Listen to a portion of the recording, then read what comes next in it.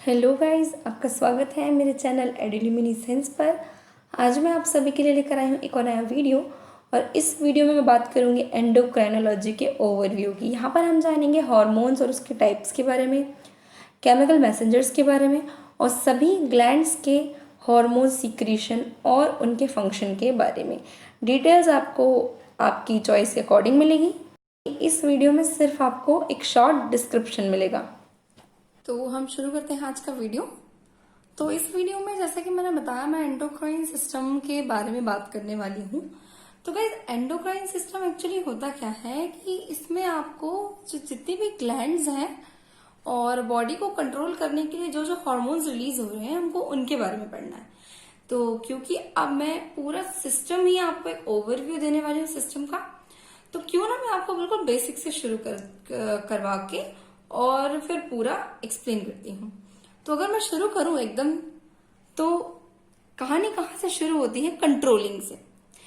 तो हमारे बॉडी के जितने भी फिजियोलॉजिकल एक्टिविटीज हैं, जितने भी फंक्शंस हैं, वो दो तरीके से रेगुलेट हो रहे हैं, by nervous system and by endocrine system. दो सिस्टम्स जो हैं उनको क्या कर रहे हैं? रेगुलेट कर रहे हैं। और अगर हम बात छोड़ दें नर्वस सिस्टम की, क्योंकि वो हमारी वीडियो का टॉपिक नहीं है, हमारी वीडियो का टॉपिक है एंडोक्राइन सिस्टम। तो एंडोक्राइन सिस्टम जो है वो डिपेंड करता है या वो काम करता है through chemical messengers. What are chemical messengers? Actually chemical messengers are two substances which involve in cell signalling. ऐसे केमिकल्स या ऐसे सब्सटेंसेस हमारे बॉडी के जो कि सेल सिग्नलिंग में इन्वॉल्व होते हैं, उनको हम कहते हैं केमिकल मैसेंजर्स। अब सेल सिग्नलिंग क्या है? सिग्नल देना सेल के बीच में इज सेल सिग्नलिंग। तो अगर मैं डिफाइन करूं तो cell signalling refers to the transfer of information from one cell to another. एक सेल से दूसरे सेल में इंफॉर्मेशन का ट्रांसफर करना ही सेल सिग्नलिंग होता है। ठीक है, बात करूं अगर मैं कि केमिकल मैसेंजर्स कितने टाइप के होते हैं, फिर उसी पर बेस्ड हमारा पूरा एंडोक्राइन सिस्टम का डिस्क्रिप्शन होगा। तो केमिकल मैसेंजर्स जो है वो चार तरीके के हैं। चार तरीके के कौन कौन से हैं? एंडोक्राइन मैसेंजर्स जो कि एंडोक्राइन ग्लैंड्स में काम करते हैं, paracrine messengers, autocrine messengers and न्यूरोक्राइन messengers. ये चारों अलग अलग तरीके के हैं। अब हम डायग्राम से समझेंगे कि ये क्या होते हैं और ये किस तरीके से काम करते हैं। तो यहाँ पर मैंने बनाए हैं अलग अलग टाइप के केमिकल मैसेंजर्स के डायग्राम। इनको देखकर आपको लग रहा होगा कि शायद इंद्रधनुष के सात रंग मेरी इस कॉपी में उतर आए हैं, पर ऐसा नहीं है। मैंने सोचा क्यों ना आज कुछ कलर्स का इस्तेमाल किया जाए। अच्छा लगता है कभी कभी कलर्स के साथ पढ़ना, शायद आप लोगों को भी अच्छा लगता हो। अगर अच्छा लगता हो तो मुझे कमेंट करके जरूर बताइएगा। तो अगर मैं आपको बताऊं कि केमिकल मैसेंजर्स की जो टाइप्स हैं, इनमें कौन कौन सा क्या है और कैसे, तो सबसे पहले आते हैं हमारे एंडोक्राइन मैसेंजर्स। एंडोक्राइन मैसेंजर्स वो होते हैं जिनकी सिग्नलिंग सेल कोई दूसरी है और टारगेट सेल कोई दूसरी, बट ये अपने मैसेंजर को जब रिलीज करते हैं तो वो ब्लड सर्कुलेशन के थ्रू, ब्लड कैपिलरीज में से होकर के अपनी टारगेट सेल तक पहुंचता है। ये इसका टारगेट सेल है और कहां से पहुंचा? ये ब्लड कैपिलरीज से होता हुआ। तो जब ब्लड कैपिलरीज का इस्तेमाल करके वो अपने टारगेट सेल तक पहुंचता है, तब हम उसे कहते हैं एंडोक्राइन मैसेंजर।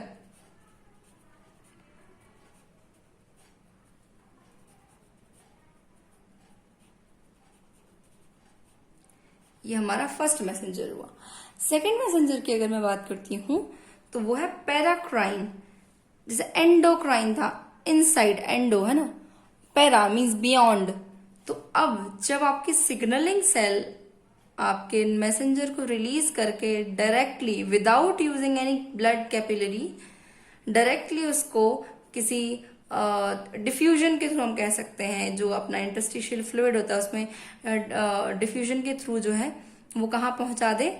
टारगेट सेल तक पहुंचा दे, तो उस वाले मैसेंजर को हम कहेंगे पैराक्राइन मैसेंजर। पैराक्राइन मैसेंजर का एम ही काफी है, आप समझ जाएंगे आई होप। तो ये तो हुआ क्या, दो तरीके के, कौन सा, एंडोक्राइन प्लस पैराक्राइन।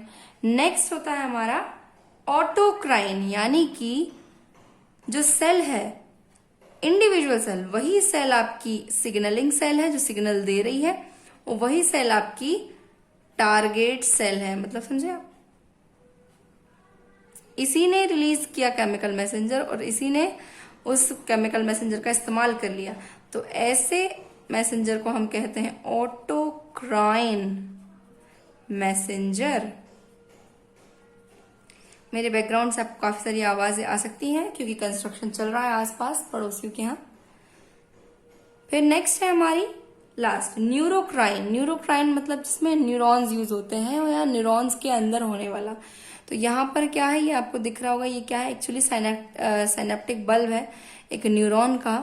तो हम यहाँ पे क्या है, जो सिग्नलिंग सेल होगी वो एक्चुअली न्यूरॉन होगा, और ये आपका टारगेट सेल है। टारगेट सेल यहाँ पर कुछ भी हो सकता है, जैसे अभी का जो डायग्राम है उसमें देखने से तो यही लगता है कि ये टारगेट सेल क्या है, कुछ नहीं, आपका मसल फाइबर जो होते हैं वो है।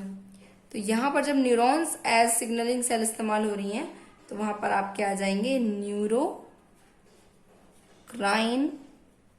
मैसेंजर, है ना, ये काफी इजी।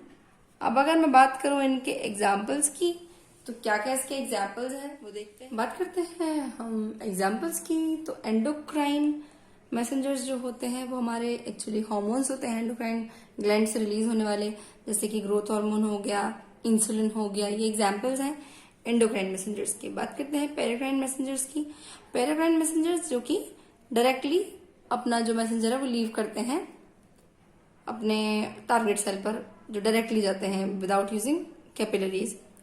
तो वो हो जाते हैं जैसे कि प्रोस्टाग्लैंडिन हुआ, जैसे कि हिस्टामीन हुआ, रिलीज किसी और सेल से हो रहे हैं बट कहीं और इफेक्ट दे रहे हैं, बट वो कहाँ नहीं जा रहे, ब्लड सर्कुलेशन में नहीं जा रहे। Next autocrine messengers. Autocrine messengers जैसे कि ल्यूकोट्राइन्स उसी सेल से निकलते हैं, उसी सेल में इफेक्ट देते हैं। न्यूरोक्राइन जो कि न्यूरॉन से निकलते हैं, जैसे कि एसिटाइलकोलिन, डोपामीन। इसमें दो तरीके के हो सकते हैं, जैसे कि न्यूरो मैसेंजर्स दो तरीके के कैसे, जैसे कि आपका न्यूरो ट्रांसमीटर, एसिटाइलकोलिन, डोपामीन क्या है, न्यूरो ट्रांसमीटर्स हैं। दूसरे होते हैं न्यूरो मैसेंजर्स जो कि न्यूरॉन से रिलीज होते हैं लेकिन किसी और सेल पर इफेक्ट देते हैं और ब्लड से होकर निकलते हैं। जैसे कि हो गया आपका न्यूरो हार्मोन कहते हैं इनको हम, जैसे कि हो गया आपका ऑक्सीटोसिन। ऑक्सीटोसिन कहाँ से बनता है, हाइपोथैलेमस से बनता है, और हाइपोथैलेमस में क्या होगा, वहां पर आपकी न्यूरॉन्स होंगी, तो वहां से बनता है लेकिन ब्लड कैपिलरीज के थ्रू इफेक्ट कहीं और देता है, ठीक है, इस तरीके से। फिर नेक्स्ट आते हैं हमारे हार्मोन्स होते क्या हैं। हार्मोन्स कुछ नहीं है, बस ऐसे केमिकल मैसेंजर्स हैं जो कि सिंथेसाइज होते हैं एंडोक्राइन ग्लैंड्स के अंदर। एंडोक्राइन ग्लैंड्स क्या होती है, वही जो आपके एंडोक्राइन सिस्टम में पड़ी जाती है, वेरी सिंपल। ऐसी ग्लैंड्स जो कि केमिकल मैसेंजर्स रिलीज करती हैं ब्लड के अंदर और आपकी बॉडी की जो नॉर्मल फिजियोलॉजिकल एक्टिविटीज है उनको रेगुलेट करती हैं।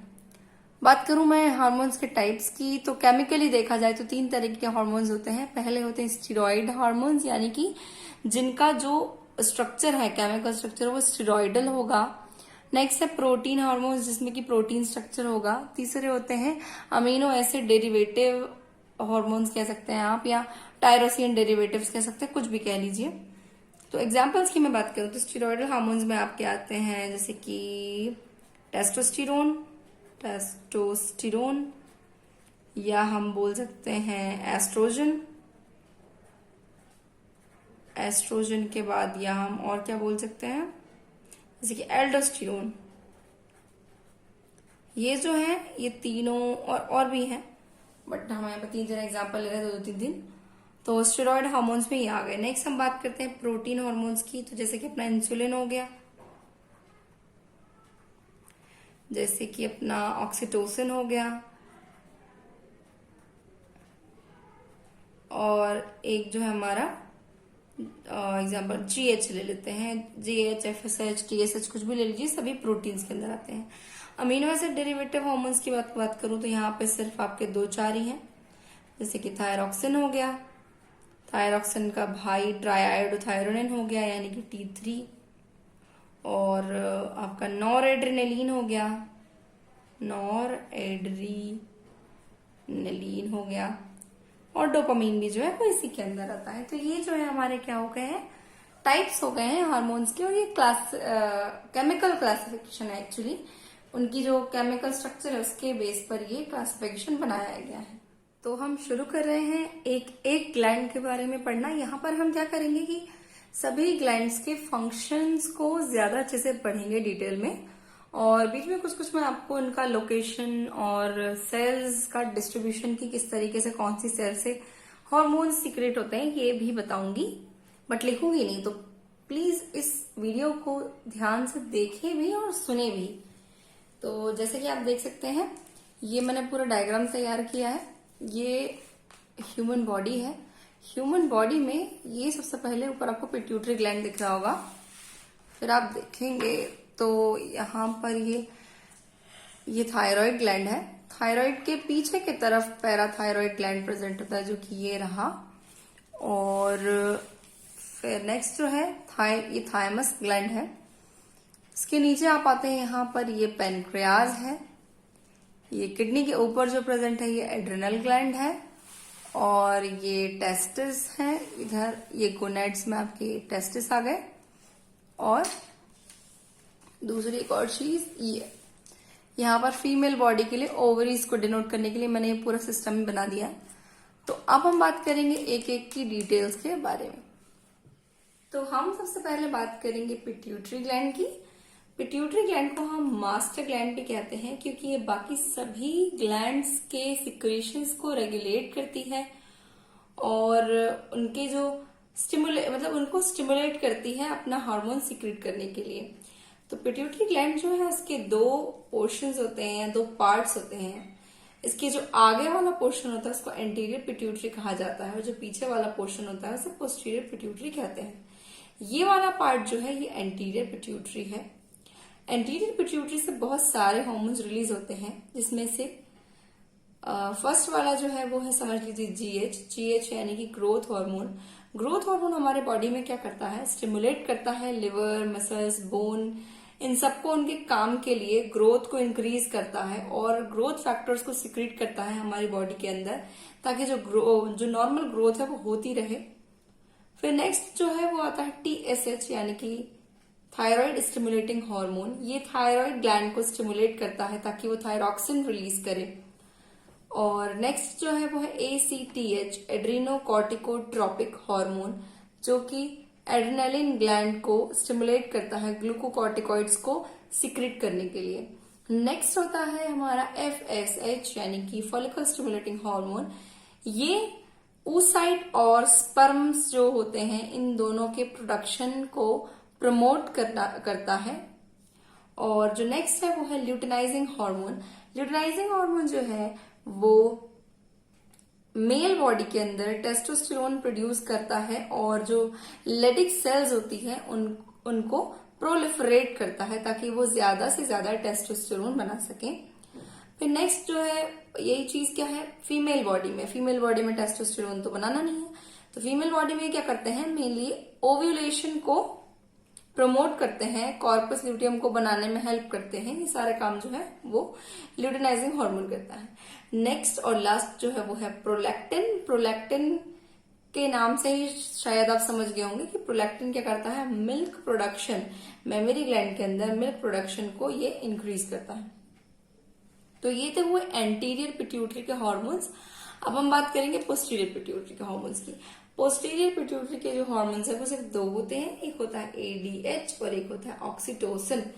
ऑक्सीटोसिन जो होता है वो दो काम करता है। सबसे पहला वो मिल्क इजेक्शन का जो एक पूरा रिफ्लेक्स होता है ना उसको करवाता है, तो मतलब कुल मिलाकर के मिल्क इजेक्शन के लिए रेस्पॉन्सिबल होता है।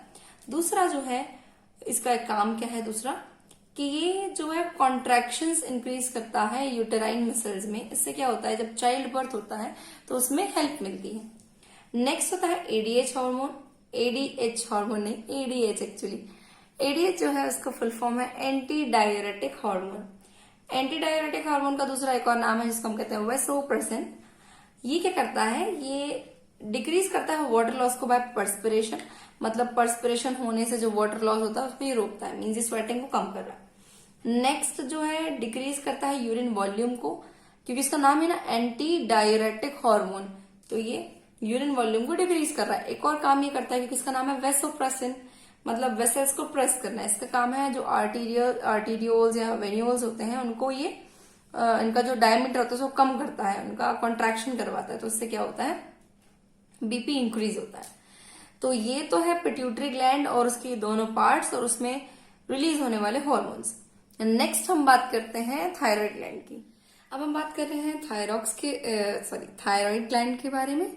तो थायराइड ग्लैंड जो है वो प्रेजेंट होती है इधर रूट ऑफ नेक में, इस तरीके से एक बटरफ्लाई शेप्ड ग्लैंड होती है थायराइड, और ये सीक्रेट करती है 3 तरीके के हॉर्मोन्स। वो तीनों हॉर्मोन्स कौन कौन से हैं? फर्स्ट है थायरॉक्सिन, जिसको हम T4 भी कहते हैं, और सेकंड है ट्राई आयोडोथायरोनिन, जिसको हम T3 भी कहते हैं, और लास्ट जो है वो है कैल्सिटोनिन।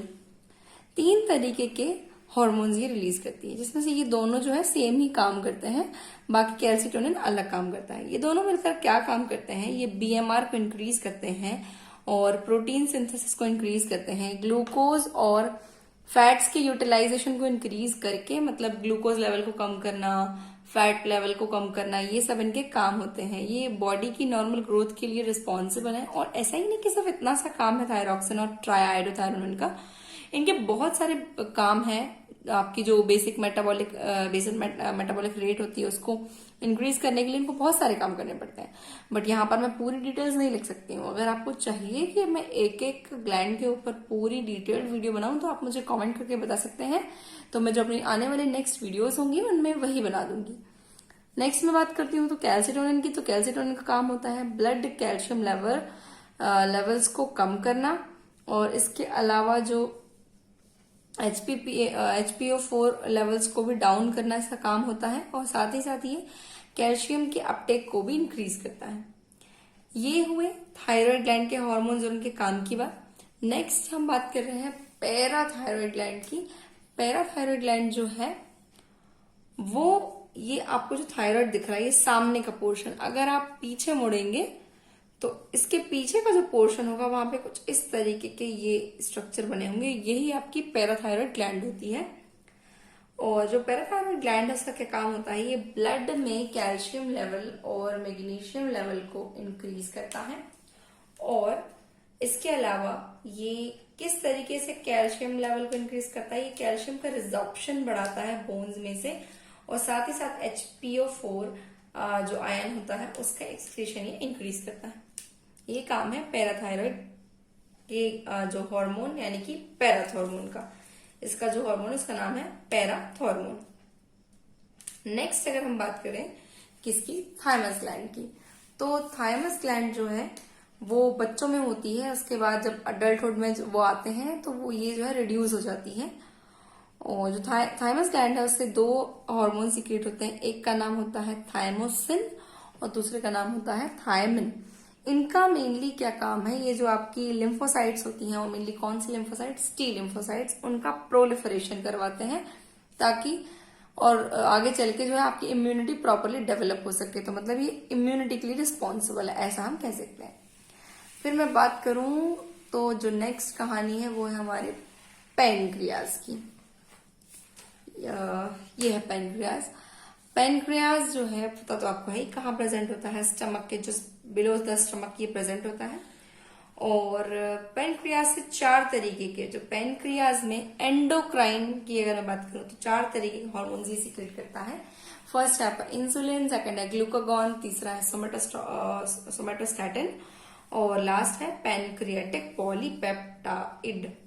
ओके, तो इंसुलिन की मैं बात करती हूँ, बहुत कॉमनली आने वाला है ये टॉपिक है, ये सभी लोगों को बार बार ये पूछा जाता है हर यूनिवर्सिटी में, मतलब समझ लीजिए बहुत इम्पोर्टेंट है इंसुलिन, हर एक यूनिवर्सिटी में मतलब इम्पोर्टेंट क्वेश्चन है ये।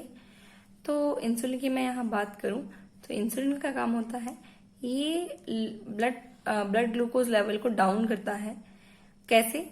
ग्लूकोज का जो ट्रांसपोर्ट है उसको इंक्रीज करके। तो ग्लूकोज का ट्रांसपोर्ट ही कैसे करता है, उसको सेल्स में या तो ग्लाइकोलाइसिस करवा देता है, ग्लाइकोलाइसिस को प्रमोट करता है, या तो ग्लाइकोजेनेसिस करवाता है, मतलब ग्लाइकोजन में कन्वर्ट करवा देता है ग्लूकोज को, और लिपोजेनेसिस बढ़ाता है ये, जिससे क्या होता है कि लिपिड ज्यादा बनते हैं, ग्लूकोज को यूटिलाइज करके लिपिड ज्यादा बनते हैं, और प्रोटीन सिंथेसिस को इंक्रीज कराता है। नेक्स्ट है ग्लूकागॉन। ग्लूकागॉन क्या करता है, जस्ट इसका ऑपोजिट काम करता है। ये ब्लड ग्लूकोज लेवल को बढ़ाता है, ग्लाइकोजिनोलाइसिस को बढ़ाता है, मतलब कि जो ग्लाइकोजन जो स्टोर हो गया था उसको ब्रेक डाउन करके उसका ग्लूकोज को रिलीज कराता है। ग्लूकोनियोजेनेसिस मतलब नए नए ग्लूकोज मॉलिक्यूल बनवाता है। नेक्स्ट आता है सोमैटोस्टैटिन। सोमैटोस्टैटिन का बिल्कुल क्लियर सा काम है, इंसुलिन रिलीज भी बंद, ग्लूकागॉन भी बंद। फिर नेक्स्ट है हमारा पैनक्रियाटिक पॉलीपेप्टाइड, ये सोमैटोस्टैटिन को ही इनहिबिट कर देता है। ये जो कहानी है किसकी है, पेनक्रियाज। बात करें हम एड्रिनल ग्लैंड की, तो किडनी के जस्ट ऊपर ये प्रेजेंट होती है, इसलिए इसको सुप्रारीनल ग्लैंड भी कहते हैं, मतलब सुपीरियर टू द किडनी। तो एड्रिनल ग्लैंड के दो पार्ट्स होते हैं, अगर आपको यहाँ क्लियरली दिख रहा होगा तो ये अंदर का जो पार्ट है ये होता है मेडुला, और जो ऊपर का ये जो पार्ट है ये जो आपको दिख रहा होगा ये होता है कॉर्टेक्स। तो यहाँ पर मैंने कॉर्टेक्स के हॉर्मोन्स का नाम लिखा हुआ है, जैसे कि कॉर्टेक्स से रिलीज होते हैं मिनरलोकॉर्टिकॉइड्स, जो कि क्या करते हैं, सोडियम और वाटर को इंक्रीज करते हैं बॉडी के अंदर, और पोटेशियम लेवल्स को डाउन करते हैं। ग्लूकोकॉर्टिकॉइड्स क्या करते हैं, प्रोटीन के ब्रेकडाउन को इंक्रीज करते हैं और स्टिमुलेट करते हैं ग्लूकोनियोजेनेसिस को, और डिप्रेस करते हैं इम्यूनिटी को। इसके अलावा ये एंटी इन्फ्लामेटरी की तरह भी काम करते हैं। नेक्स्ट है सेक्स हॉर्मोन्स। सेक्स हॉर्मोन्स क्या करते हैं, जो अर्ली ग्रोथ होती है, सेक्सुअल ग्रोथ, उसमें हेल्प करते हैं, उसको असिस्ट करते हैं, जैसे कि एक्सिलरी और प्यूबिक हेयर का बढ़ना। तो ये सारे काम जो है वो सेक्स हॉर्मोन्स करते हैं। इसके अलावा जो मेडुला वाला पार्ट है इसका एड्रिनल ग्लैंड का, उससे भी हॉर्मोन्स रिलीज होते हैं, जैसे कि नॉर एड्रिनलिन और डोपामीन। उनका भी वो एक्चुअली क्या करते हैं, वो आपके जो हमने न्यूरोक्राइन पढ़े थे ना हॉर्मोन्स, उसके अंदर आते हैं। फिर नेक्स्ट मैं अगर बात करूं किसकी, गोनाइड्स की, तो गोनाइड्स का भी जो है रोल होता है इसमें एंडोक्राइनोलॉजी में। उनका क्या काम होता है अगर मैं आपको बताऊं तो दो तरीके के गोनाइड्स होंगे, मेल एंड फीमेल। अगर मैं बात करूं पहले टेस्टिस की यानी कि मेल गोनाइड्स की, तो उसमें क्या आ जाएगा, उसमें दो तरीके के हॉर्मोन्स है, पहला है टेस्टोस्टेरोन और दूसरा है इनहिबिन। टेस्टोस्टेरोन का क्या काम होता है, टेस्टोस्टेरोन का काम होता है टू स्टिमुलेट टेस्टिस का जो नॉर्मल फंक्शन है उसको स्टिमुलेट करना, उसमें से स्पर्मेटोजेनेसिस को प्रमोट करना, सेक्सुअल ग्रोथ को इंक्रीज करना मेल बॉडी के अंदर, और ये सारे जो काम चलते हैं, मतलब सेक्सुअल हेल्थ से रिलेटेड जितने भी काम है वो सारे यहाँ पर हो रहे हैं, किसकी मदद से, टेस्टोस्टेरोन की मदद से। नेक्स्ट आपका आता है इनहिबिन। इनहिबिन का काम क्या होता है कि कभी कभी ऐसा होता है कि एक सफिशिएंट अमाउंट में टेस्टोस्टेरोन रिलीज हो जाता है, तो जबरदस्ती उसको रिलीज कराने के लिए एफएसएच का रिलीज होना बेवकूफी हुई ना, तो इसलिए क्या होता है उस वक्त जब जरूरत नहीं होती है तो इनहिबिन रिलीज होता है ताकि एफएसएच का जो है रिलीज कम हो सके। और सेम ऐसी कंडीशन आपकी ओवरी यानी कि फीमेल गोनाड्स में आती है। इसमें क्या होता है, इसमें अगर मैं आपको दिखाऊं तो इसमें अलग अलग किस्म के हार्मोन्स है, जैसे कि एस्ट्रोजन है, प्रोजेस्टेरोन है, रिलैक्सिन है, इनहिबिन है। इनहिबिन सेम काम करेगा, एफएसएच को इनहिबिट कर देगा। रिलैक्सिन नाम से समझ में आ रहा है, कुछ रिलैक्स करेगा। क्या रिलैक्स करेगा, यूटेराइन मसल्स। ये करता है जो फ्लेक्सिबिलिटी है उसको इंक्रीज करता है और डायलेट करता है यूटेराइन सर्विक्स को ड्यूरिंग पार्चुरेशन। और इसके अलावा एस्ट्रोजन और प्रोजेस्टेरोन क्या करते हैं साथ में मिलकर, इसके अलावा एफएसएच और एलएच के साथ मिलकर ये क्या करते हैं, रेगुलेट करते हैं मेंस्ट्रुएशन को, oogenesis को, मेंटेन करते हैं प्रेगनेंसी को और सेक्सुअल डेवलपमेंट को। ये सब क्या करते हैं, असिस्ट करते हैं, प्रमोट करते हैं। तो ये क्या हुए, ये हुए आपके मेन एंडोक्राइन ग्लैंड्स। अब ये जो एंडोक्राइन ग्लैंड्स है ये तो मैंने सिर्फ आपको बिल्कुल शॉर्ट में एक ओवरव्यू दिया है। अगर आप चाहते हैं कि मैं आपको इसके डिटेल में सारी कहानी बताऊं, एक एक ग्लैंड के बारे में समझाऊं, जो भी ग्लैंड जिसमें भी आपको डाउट्स हैं या जो आप डिटेल में समझना चाहते हैं कि वो कहाँ से इसके हॉर्मोन्स रिलीज होते हैं, कौन से सेल्स वहां पर होते हैं, क्या उनकी केमिस्ट्री है, कैसे उनका बायोसिंथेसिस होता है, या उनकी कमी से या उनके हाइपर सिक्रीशन से क्या बॉडी में प्रॉब्लम्स क्रिएट हो सकते हैं, ये सारा अगर आपको जानना है, पढ़ना है, तो आप मुझे कमेंट करके जरूर बताएं। मैं उन पर अपने अगले वीडियोस में वीडियोस जरूर बनाऊंगी। अगर आपको मेरा ये वीडियो पसंद आया हो, मैंने बहुत मेहनत से ही चार्ट बनाया है, मेरा वीडियो और मेरा ये चार्ट आपको पसंद आया होगा, तो प्लीज मेरे चैनल को सब्सक्राइब कर दीजिएगा, मेरे इस वीडियो को लाइक कर दीजिएगा और कमेंट करके मुझे बताइएगा जरूर लगा कैसा। Then thanks for watching.